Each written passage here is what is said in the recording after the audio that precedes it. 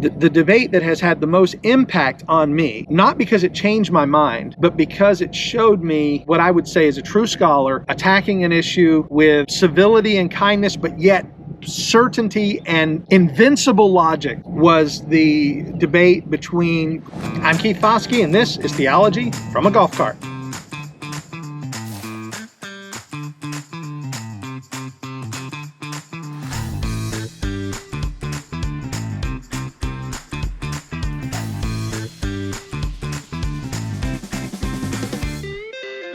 So why am I doing theology from a golf cart? Well, when I was a kid, anytime my dad wanted to have a heart-to-heart or talk about something serious, he would take me for a ride in his truck. And these rides are reminiscent of that, going back to a time in my childhood where anytime I wanted to talk about something serious, I went for a ride. So today I'm talking about something serious, and I'm bringing you along for the ride. And today we're going to be talking about the value of debate in the Christian life, the value of true debate, not just arguing, but actually debating substantive issues in the Christian life. And this video is actually in response to an email I received that asked the question, have you ever listened to a debate that changed your mind on a subject? And I thought, one, that's a great question, because I do think that a lot of times people just listen to debates to sort of reinforce their own beliefs and their own ideas, and oftentimes they don't give the opponent in the debate very much attention. They're really there just to sort of root for the person that they already agree with and to hear the arguments that they already affirm. And so the question, have you ever listened to a debate that changed your mind on a subject, is a tremendous question. So to the person who sent the email, I want to say thank you. And also want to remind everybody that we do a weekly program. It's usually on Tuesday nights. We do a live program, my wife and I, where we take email questions and we respond to them. And we get sometimes 15, 20 emails a week that we're responding to. And we take an hour and a half or so to respond to all the questions. And we're very grateful to everybody who sends in those questions. And this is coming from that email, and I just thought, you know what, instead of answering this on the show, I wanted to give a little extra time to this question, because not only do I want to answer the question, have I ever had a debate change my mind, but also I want to talk about the value of debate in the Christian life. So that's what today's golf cart ride is all about. And I want to say this from the outset. I actually do engage in religious and theological debate. I have done over 10 publicly moderated debates at this point. You can go and see most of them on my website or on the YouTube page. And so it's obvious that I do believe that debates serve a purpose for Christians. I wouldn't engage in them if I didn't think that they had some value to them. So I do believe that debates are important and that they are valuable. I don't think they're always the best way to deal with an issue, and I'm going to talk about that in a little while. But I do want to say that there are some people who say we should never debate. And they might go to the scriptures where it talks about, not debating over doubtful things, and not allowing yourself to be caught up in endless conversations about these doubtful things. And so I understand that there are some people who would say there's no place for debate. We shouldn't be doing debate. I respectfully disagree with that position. And I don't think that the Bible is telling us not to engage in debate. I think what the Bible is telling us is that we shouldn't spend all of our time debating over things that don't matter. That's very important, that we don't allow ourselves to just become people who are known for arguing for how many angels can dance on the head of a pin, something like that. But I don't think the Bible is forbidding us from debating very important and substantive subjects. In fact, this is what we see the Apostle Paul doing. He goes into cities and he reasons with people from the scriptures, which that reasoning from the scripture includes the concept of having an interlocutor, a person that you are going back and forth with, that is challenging you, and you're challenging them, and you're asking questions, and you're diving into a subject, and you're cross-examining one another. That's all part of it. So yes, I do think it's something we see modeled in Scripture. I think it's something that is valuable, and so that's why I engage in it. And so let me just answer the question right away. Have I ever listened to a debate that changed my mind on a subject?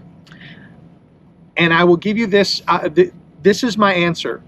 In general, most debates that I have listened to have not changed my mind on a subject, but I can think of at least one time where reading a debate certainly helped point me in a direction.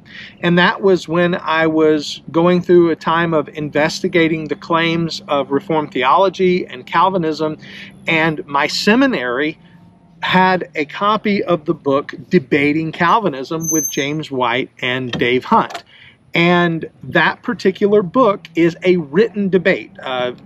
Dave Hunt would write his portion, James White would write his portion. They would then respond to one another, and you could read the dialogue back and forth. It wasn't video or audio, it was reading. But I remember just going through that book, and I remember reading both sides very carefully, trying to come to see who was making their arguments from the Scripture, who was making the better arguments from Scripture, and who was being consistent in their argumentation. And certainly I ended up thinking that James White did a better job in that written debate. Now, that didn't make me a Calvinist. That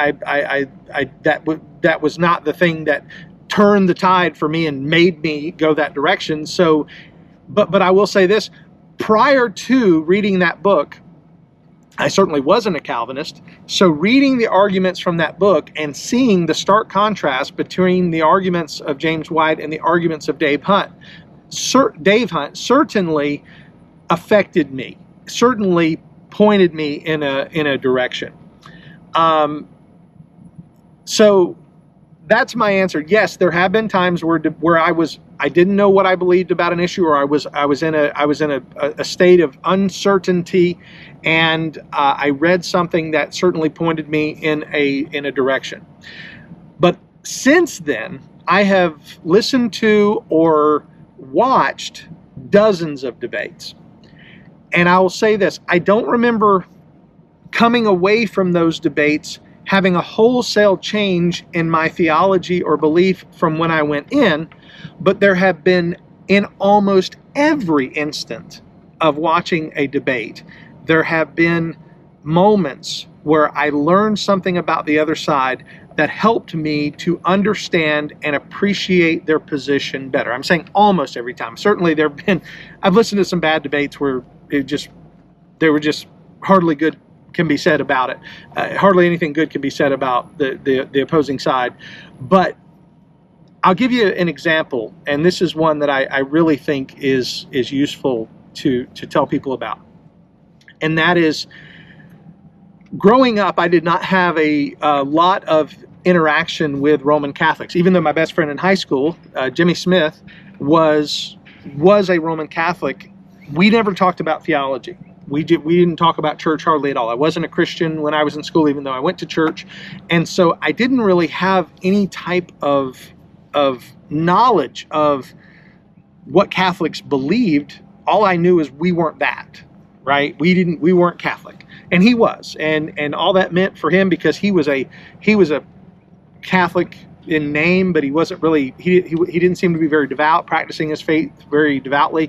But he did do certain things, like during certain times of year, he wouldn't eat meat on certain days of the week. And I remember the lunchroom in our school had some of the best pizza I ever in history. There was a restaurant in our small town called Nedrelli's, and Nedrelli's had the best pizza, and they would sell one slice of pizza at a time, $1 or $2 for a slice, and we would both get a slice of pizza for lunch. And he always, I think it was on Fridays during Lent, it wasn't allowed to eat meat, and so he would have to get a slice of cheese pizza, and if they were out of cheese pizza, he couldn't have it, and he was upset. So that's just a little anecdote from the past. But Jimmy was the only real Roman Catholic that I knew. Him and his family, his mom, who I loved and adored, Mrs. Smith. She was a sweet lady and very kind to me. But I didn't know anything about them theologically. And when I became a Christian at 19, I wanted to know more about my faith, and I wanted to know more about others' faith. And as I began to grow in my faith, I wanted to learn more, but I still had this sort of like, Catholicism was sort of out there. I didn't know much about it. And I remember when I first was introduced to James White, I remember getting to hear the debates that he did, what were called the Great Debate Series, where he debated Matitix, and he debated Pacwa and guys like that. And these were guys who legitimately were scholars in the Roman Catholic faith, and they were able to articulate their positions very, very well. And they were doing so in a debate that I could listen to their side. And while I was never won to Catholicism through listening to those debates, I do feel like I had a better appreciation for what they believed and what they taught. And I think that that is one of the reasons why debate can be valuable, is it can help remind you that it's easy to be in an echo chamber where everyone is always agreeing with you, and that's often what people want. In fact, social media breeds this in people, because the algorithm of most social media platforms know what you like to see, and the goal of the algorithm is to keep you on the platform, and so it sort of feeds you what you want, and so it's going to point you to things that agree with you and people that agree with you. And so as you are looking through social media, you can come under the unfortunate belief that everybody thinks like you because the people in your social media feed think like you, and the news that you're getting in your social media feed sort of feeds the belief that you have. And so what debate does is it forces you to have to hear both sides, and then to see both sides have to interact with one another. And this is why I don't think a debate is as useful if there's no opportunity for cross-examination, if there's no opportunity for the people in the debate, the two debaters, to ask each other questions. If all they're both doing is standing up and giving their side and then maybe doing a short rebuttal, that's not really a debate, because you can get that, just go listen to them, right? Just go listen to somebody from that side give that position. It's during the cross-examination period that I think you really learn more about the position, because they're being forced to answer questions. And I'll give you a good example of this one. When Michael Brown debated Brian Zahn in the Monster God debate, they debated the subject of penal substitutionary atonement. And I will say this, say what you want about Michael Brown. I know a lot of people have issue with Michael Brown because of his charismatic beliefs. Michael Brown did a masterful job of defending and articulating penal substitutionary atonement. And you see the truth in it most clearly, in my opinion, when you get to the cross-examination period. I feel like that is the point where Brian Zahn's wheels came off the cart, was at the cross-examination period. Now, again, people who disagree with penal substitution will probably immediately start shouting at their screen right now saying, no, Brian Zahn won that debate. And this goes back to the idea of bias. It's almost impossible to not come into a debate without some kind of preemptory bias on the subject, because what interests you in the debate is you probably already have some kind of opinion, and it's very rare that you would come into a debate and have no opinion at all. And so people could say, well, you believe in penal substitution, you've taught it from the pulpit, so of course you're going to agree with Michael Brown. But it is my opinion that debate is one of the times where I have seen cross-examination do what it's supposed to do, and that is to truly show the inability of the other side to stand up under scrutiny. Because anybody can give a presentation about a subject and make it sound reasonable if there's no one to say, yeah, but wait, what about this? In fact, the Bible even says that. It says, every person sounds right until someone comes along to correct him. And that's what debate does. It allows someone to come along and offer a word of correction. And if there's never anyone to offer a word of correction, if we put ourselves in a position where we're above correction, then I think we're in a dangerous place mentally and spiritually, because we're not allowing ourselves to be challenged. All we want is people to agree with us. And I don't think that that is good for anyone, to simply not be willing to ever be challenged. And I've been so thankful for the few debates that I have gotten the opportunity to do, and I've made really good friends through these debates. Spencer Smith and I are probably, I don't want to say super far apart, but we're pretty far apart on several things. Spencer and I have a lot of different opinions on things. But after our debate on the pre-tribulation rapture, we have become friends. And I mean, I feel like I could pick up the phone right now, call Spencer and talk to him if I had a struggle, or if I was having a ministry problem, or if I needed something that I think he was particularly able to deal with. And there have been these times where there was something going on in my life and I thought he was the person that could help me. And I picked up the phone and called Spencer, and I felt like I could have a conversation with him. So our willingness to challenge each other in debate did not mean that we hated each other. It did not mean that we couldn't engage. In fact, we became friends. Just a few weeks ago, I debated Jason Robinson on predestination. And in that debate, we certainly disagreed. But at the end of the debate, I said, you know what? You're a friendly person, and you're a person that I feel like I could have a conversation with. Can we be friends on Facebook? And we are. Now we are. And just the other night, he sent me a question. It was a question about something that I believe, but it was cordial and it was kind. And I'm thankful to have that relationship now with him. I've never debated Leighton Flowers. We may one day, but we've certainly had many. I mean, we've had hours and hours of conversation, Leighton and I have, both on my show and off the show, and I have found those to be tremendously helpful, because I know Leighton disagrees with me on some pretty serious issues. In fact, just last week, he did a response video to one of my golf cart rides. And you know what he did? He called me before he did it. He said, hey, bro, I just want you to know I'm going to be talking about you on my show. And he was super respectful. He started the show very respectfully, and I think the response that he gave was thoughtful from his perspective. Obviously, I disagree with some of what he said, but I wasn't angry, because if there's not people out there challenging me, then I'm never going to grow either.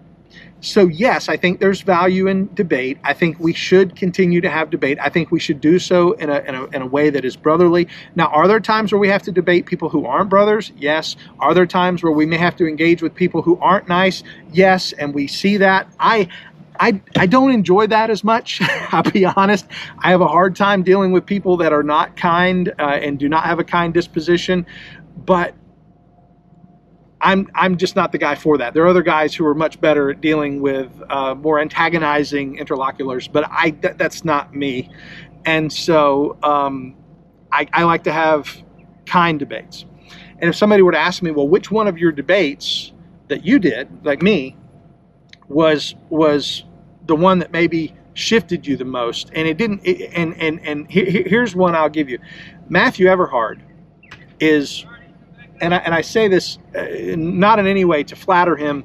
Matthew Everhard's one of the smartest guys that I know, and he's a godly man, and he's the kind of man who I'm thankful to be able to call my friend.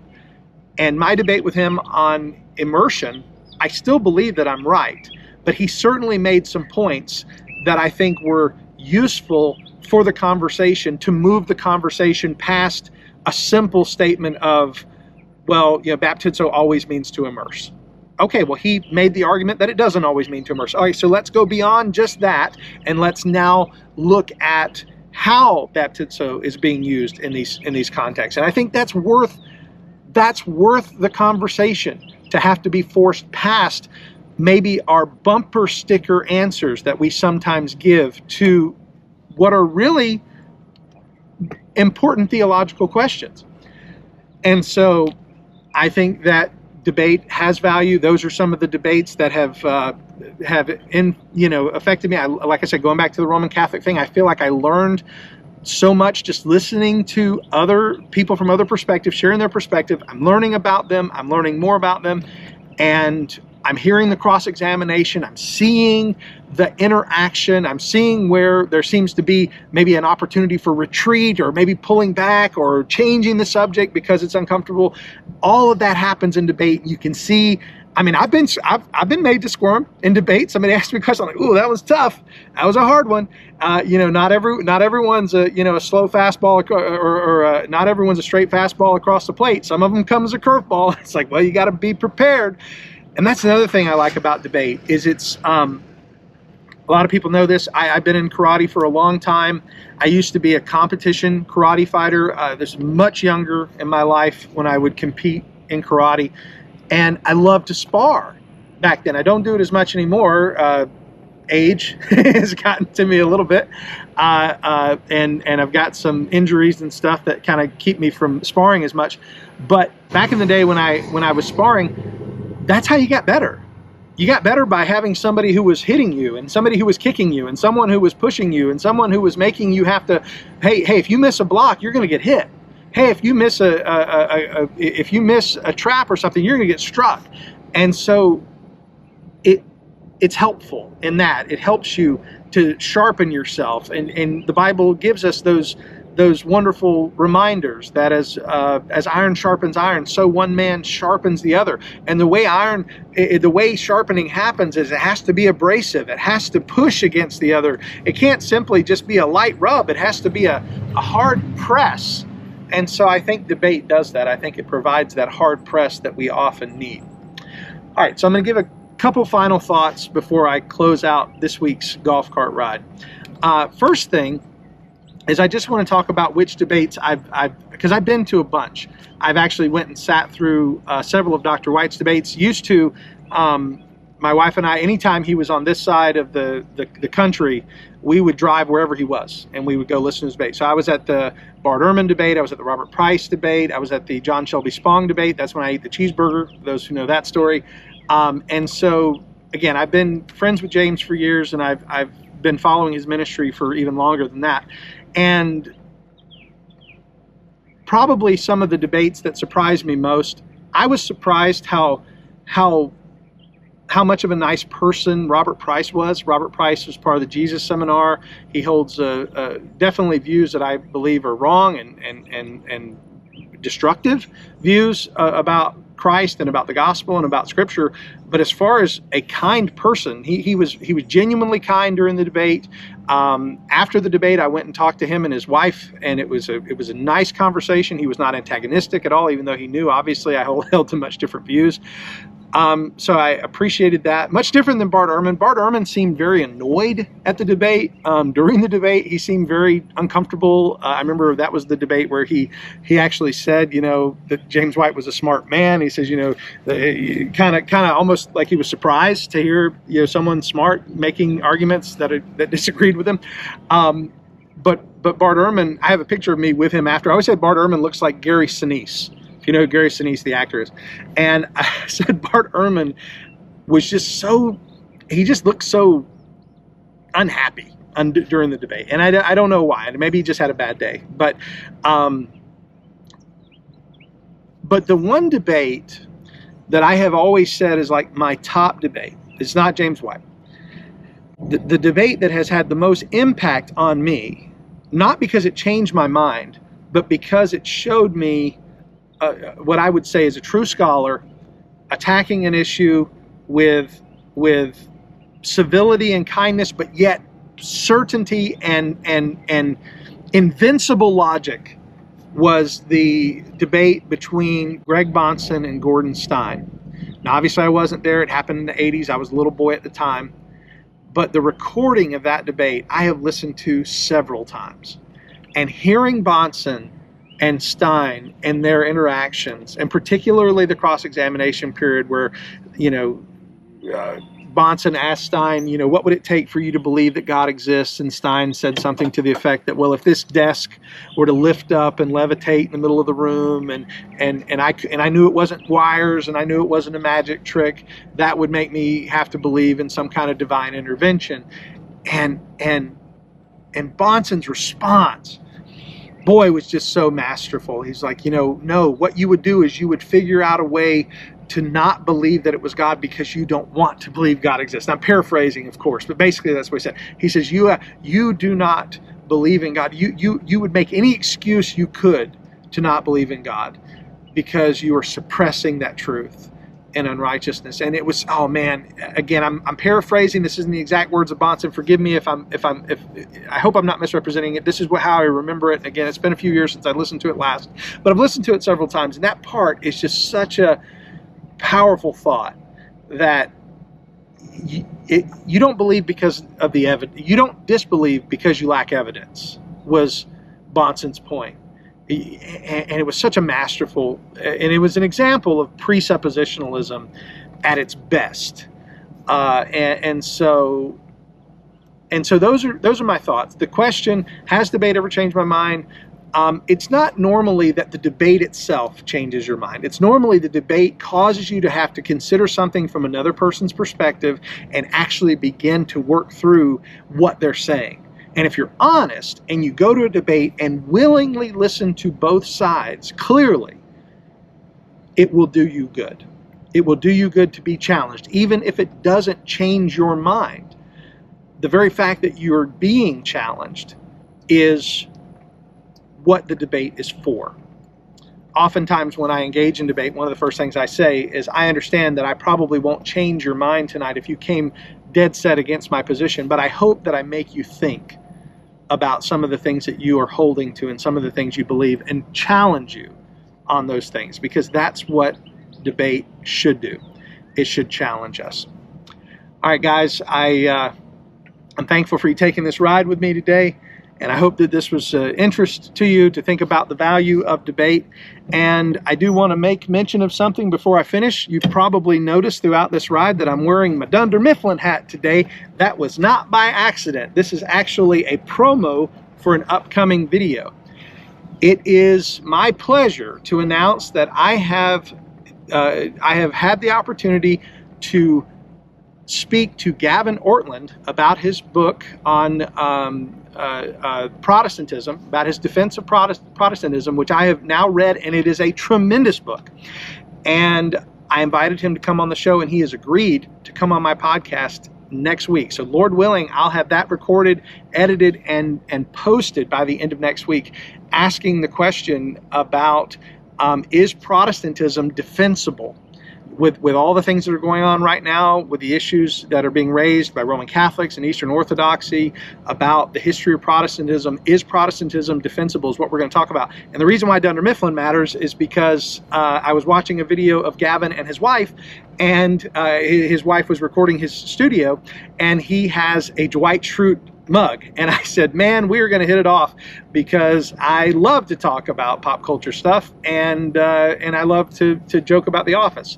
But my favorite character is not Dwight Schrute, though. I'd love for you guys to try to guess who you think my favorite character is on The Office, but it's not Dwight, even though he is pretty funny. Okay, so I forgot one thing I wanted to say when I was on the golf cart. I got home to edit it, and I realized, I forgot. So I want to include this so I don't forget it. I mentioned earlier in the video that there are times where debate might not be the best way to do something or to deal with a particular issue.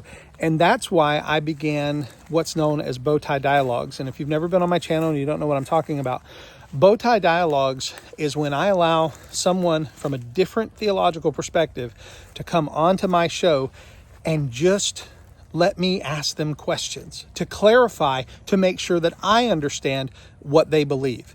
And sometimes I have found that to be much more valuable than a debate, because when I'm just asking a person a question about what they believe, I'm not trying to disprove them or discredit them. I'm not trying to debate them or to prove their point wrong. I'm just listening from the perspective of wanting to learn, because the last thing that I want to do, I never want to misrepresent someone else's position. When I say this is what I think someone else believes, it's genuinely what I think they believe. And if I'm corrected, I'll correct myself, because I don't want to misrepresent what other people believe, because I don't like it when people misrepresent what I believe.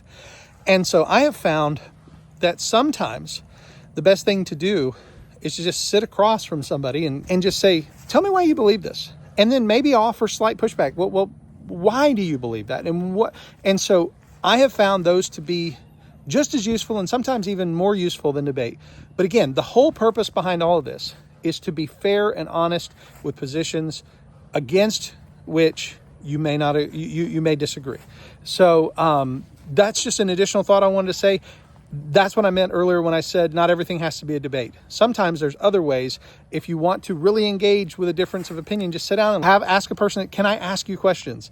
And I find that to be very valuable. So this is me throwing this video in. I know I'm not on the golf cart right now, but I hope you found that helpful. All right, guys, so I hope you've enjoyed taking this golf cart ride with me today. I want to remind you that we do have sponsors for this show. Squirrelly Joe's Coffee is the best coffee in the world, and you get a free cup or a free bag of coffee by going there and using squirrellyjoes.com/YourCalvinist. And if you use my name, Keith, in the coupon codes, you get 20% off anything else in the store. Also, Dominion Wealth Strategists. I'm going to have a commercial for them as soon as I finish talking. So please watch to the end to see how they can serve you. All right, guys, if there's a subject you want me to address on a future golf cart ride, you can send an email to me at keithfoskey.com. There's a little contact form right there. Go and send me that email, and I'd love to hear from you. And again, if you like this channel, subscribe. If you think it would benefit someone else, share it. And if you like this video specifically, hit the thumbs up button. And if you didn't, hit the thumbs down button twice. All right, guys, I'll see you on my next ride. Hi, my name's Justin Johnson. And I'm Josiah Stowe. And we are Dominion Wealth Strategists. We are created to put money in the hands of those that are sitting in the pews. From budgeting to estate planning, savings accounts, retirement planning, life insurance, and a heck of a lot more here at Dominion. That means that you are leaving an inheritance that passes multiple generations, because that is the legacy. It's part of our mission. All of Christ for all of life. And all of finance for Christendom.